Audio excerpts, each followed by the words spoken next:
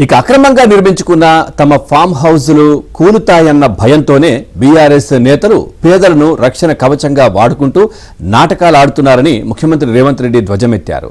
నల్ల చెరువులో, సున్నం చెరువులో మూసి ఒడ్డున ప్లాట్లు చేసి ప్రజలకు విక్రయించి కోట్లు సంపాదించి బీఆర్ఎస్ నాయకులు కాదా? హైదరాబాద్ నగరం ముంపునకు గురవుతుంటే రక్షణ చర్యలు తీసుకోవద్దా అని ఆగ్రహం వ్యక్తం చేశారు.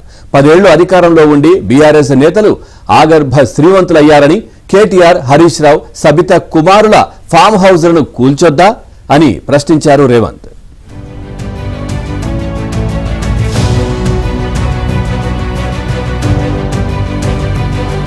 శ్రీకారం చుట్టింది. అందులో భాగంగా 1 స్టేట్ 1 కార్డు పేరుతో ఒక డిజిటల్ కార్డును ప్రతి కుటుంబానికి యూనిక్ నెంబర్ తో ఇవ్వాలని చెప్పి డిసైడ్ అయ్యి అందుకు సంబంధించినటువంటి డిజిటల్ సర్వేను నిన్నటి నుంచి ప్రారంభించింది. అందులో భాగంగా రాష్ట్ర వ్యాప్తంగా 119 నియోజకవర్గాలలో ఒక్కొక్క నియోజకవర్గం నుంచి ఒక గ్రామము, ఒక పట్టణంలోని డివిజన్, అట్లా 238 గ్రామాలు, పట్టణాలని సెలెక్ట్ చేసింది. అక్కడ పైలట్ ప్రాజెక్టు కింద నిన్నటి నుంచి సర్వేను మొదలు పెట్టేటువంటి ప్రక్రియకు రేవంత్ రెడ్డి అధికారికంగా లాంచ్ చేశారు. సో ఈ సందర్భంగా కొన్ని కీలకమైనటువంటి కమెంట్స్. మూసి పరివాహక ప్రాంతంలో ఇటీవలి కాలంలో ప్రభుత్వము అక్కడ బఫర్ జోన్లను గుర్తించేటువంటి ప్రక్రియను చేపడుతున్నటువంటి నేపథ్యంలో అక్కడక్కడ ఆందోళన జరగడము, బీఆర్ఎస్ పార్టీకి సంబంధించినటువంటి నాయకులు స్వయంగా ఆ ప్రాంతాలకు వెళ్లి పర్యటించడము, వారికి అండగా ఉంటామని చెప్పడము, ప్రభుత్వానికి హెచ్చరికలు జారీ చేయడం వంటి ఘటనలు మనం చూస్తా ఉన్నాం. సో ఈ నేపథ్యంలో దీనిపైన నిన్న ముఖ్యమంత్రి చాలా సీరియస్ గా రియాక్ట్ అయ్యారు.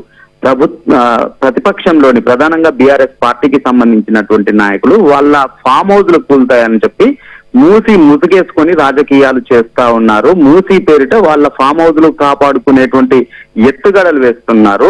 కేటీఆర్ కి జన్వాడలో ఫామ్ హౌస్ అక్రమంగా ఉంది, దాన్ని కూల్చాలా వద్దా? హరీష్ రావుకి ఫామ్ హౌస్ అజీజ్ నగర్ లో ఉంది, కూల్చాలా వద్దా?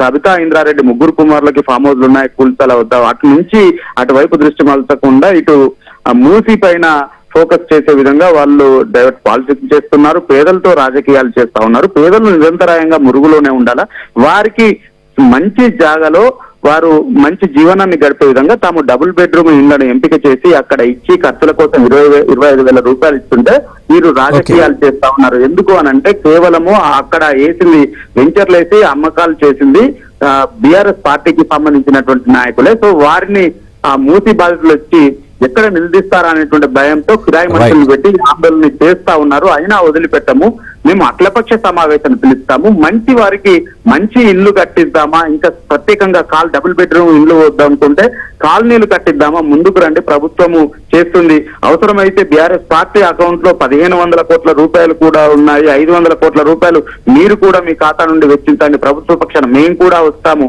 వారికి మంచి జీవనాన్ని అందించడం కోసం ప్రత్యేకంగా కాలనీ కట్టించడం కోసం కూడా సిద్ధము, అఖిలపక్షాన్ని ఏర్పాటు చేస్తాము, అవసరమైతే వచ్చి సలహాలు ఇవ్వండి అని చెప్పి డిమాండ్ చేశారు.